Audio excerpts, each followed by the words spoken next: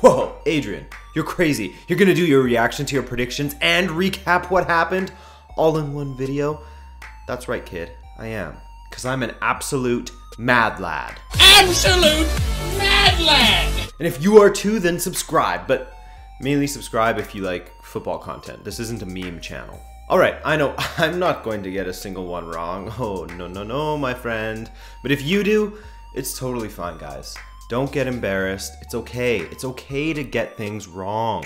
Let's start with good old Daddy Wenger and the Grand Kiddies, who made easy peasy work of AC Milan, which, if you compare the form of these two teams going into this tie, you would think it was kind of weird since Arsenal were in shambles before and AC Milan was undefeated in 2018. Domestically, they still are and haven't conceded a goal in, hang on, I've got the stat here, 211 matches.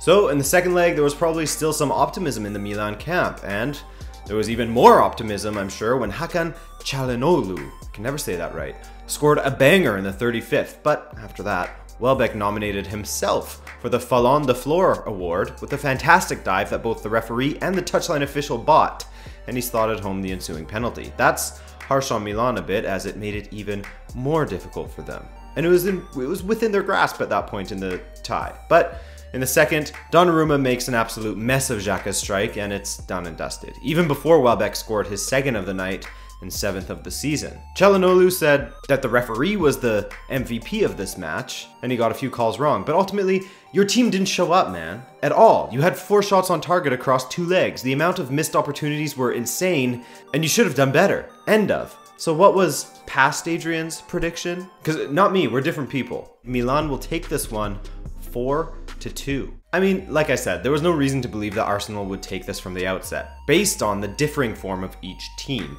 I will take my L and wear it like a badge though. I think I'll be doing that a lot in this video. Next, FC Salzburg and Dortmund, and I think that there's a lot of potential for an upset in this one. Okay, good, because as you know, Salzburg went through 2-1, leaving Dortmund on the outside looking in yet another competition. The second leg, besides Salzburg missing 2 great chances and also hitting the bar, there's not much to talk about, as it ended 0-0, and Salzburg still hasn't lost a match since August 27th, are 19 European matches unbeaten, and became the first Austrian side to make a Europa League quarter-final. Dortmund is clearly going through a transitional period, and who knows if Peter Stoger will be their permanent solution. Spoiler alert, it's not looking likely. But anyway, what did I say for this one? I mean, what did past Adrian say? Salzburg has an extremely solid squad defensively. Okay, and the prediction. I think I'm going to say Salzburg goes through on away goals, 4-4. Okay, so not away goals, but it would have been if Dortmund scored once in this second leg. So, speaking of scoring, score 1 for the good guys. All right, up next, Lyon versus CSKA Moskva. Thanks, past Adrian, trying to take my job. Lyon was totally cruising after the first leg, having won it 1-0 away. What happened in this one? Well, they completely blew it.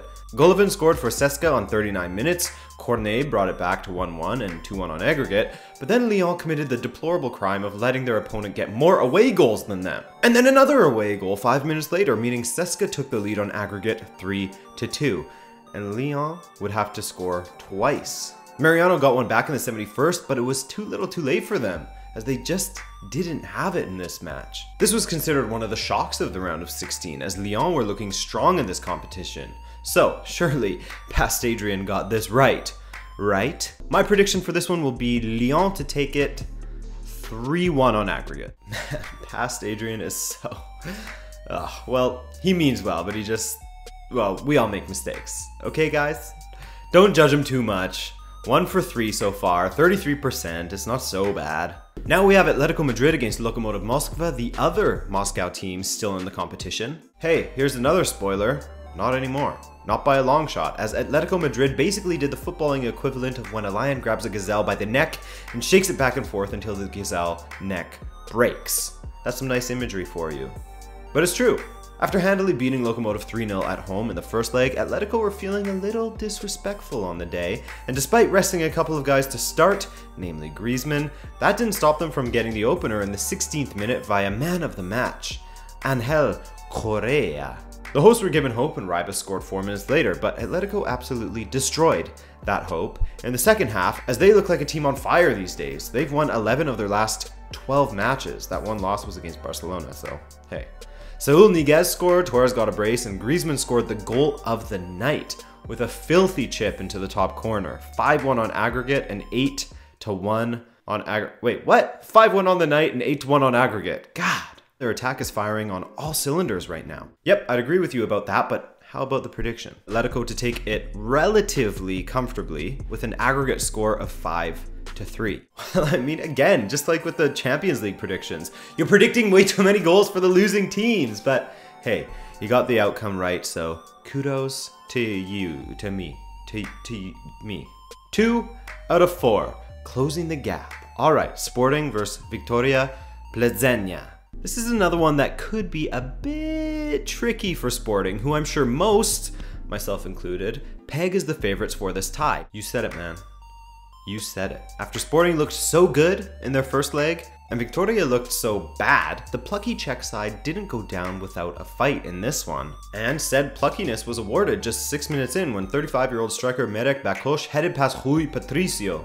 From there, Sporting started to even the tide a bit with Brian Ruiz blazing a shot from point blank wide, and a comical moment when Marcos Acuna hit the post from an open goal. Later, old man Bakos was back at it, finishing off a nice cutback to level the tie on 2 goals apiece.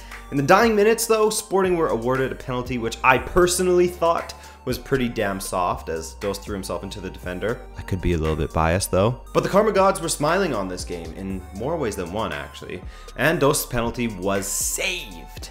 Extra time. And I mentioned the Karma Gods because ultimately I think Sporting were the deserving side to go through, and they found their way through via substitute Rodrigo Battaglia, nodding home during extra time. So, Victoria go out despite not losing a single home match in the Europa League this season. But what did I say? Sporting will have a relatively comfortable win at home and then manage a draw away or something like that, taking them through 4-3 on aggregate. Damn, dude, I mean, I was close. They were comfy at home and then lost 2-1 away to go through 3-2 on aggregate. 3 out of 5, man. Let's go. Adrian, who's next? Marseille and Athletic Bilbao. And these two... No. Shh. I'm talking now. You've spoken enough.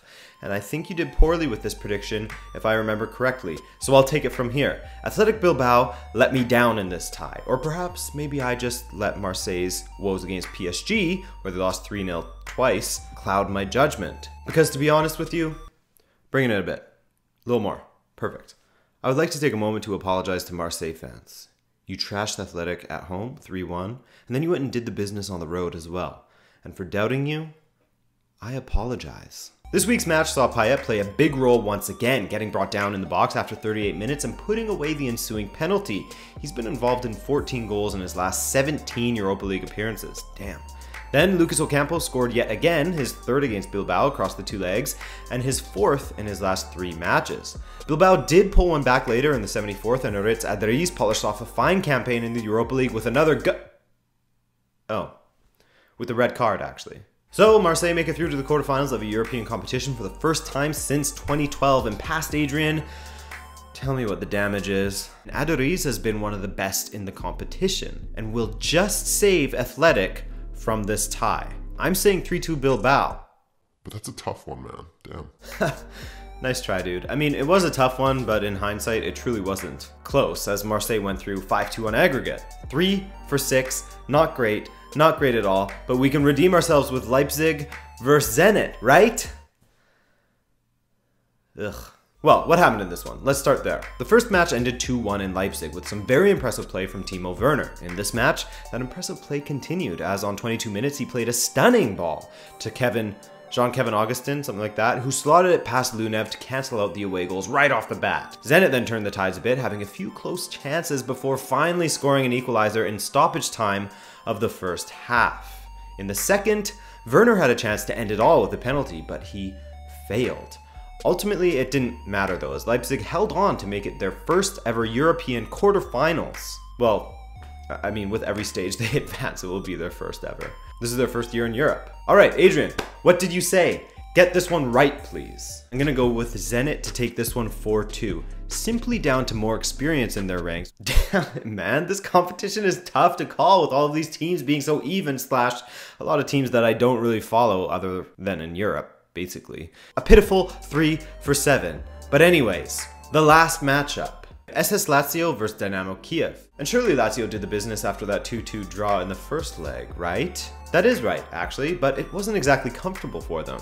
After 23 minutes, Lucas scored his second Europa League goal of this campaign to put Lazio up 3-2. However, a 1-1 draw wouldn't suffice for Lazio in this one, and they had a few scares along the way, with Dynamo hitting the bar and coming very close in the second half. Then, overhyped FIFA 18 defender, perhaps not overhyped in real life, however, Stefan de Vrij redirected a header from the corner into the back of the net to make it 4-2 on aggregate, and very comfy cozy for Lazio. So let's see how past Adrian handled this prediction, but to be honest with you, I'm not expecting much judging how this has been going. Lazio will take it 5-4. Hey, that's not wrong, man. That is the correct outcome. Who cares if the score was wrong? Completely wrong. That's a passing grade of 4 out of 8. 50%, man. So how did you do with your predictions? Out of curiosity and to mend my non-existent bruised ego, I went through the comments from my prediction video to see how some of you guys did, and thankfully, I'm in good company here. And remember to be honest with how you did, guys. There's no point in lying just to look cool on the internet, okay? Thanks so much for watching once again. It's been a fun week. 2 videos on Monday, a watch along on Tuesday, 2 videos on Thursday, and a video on Friday. That's a fun week, guys. And if you're new and like having fun weeks, then hit that subscribe button, and I'll see you around, okay? Bye.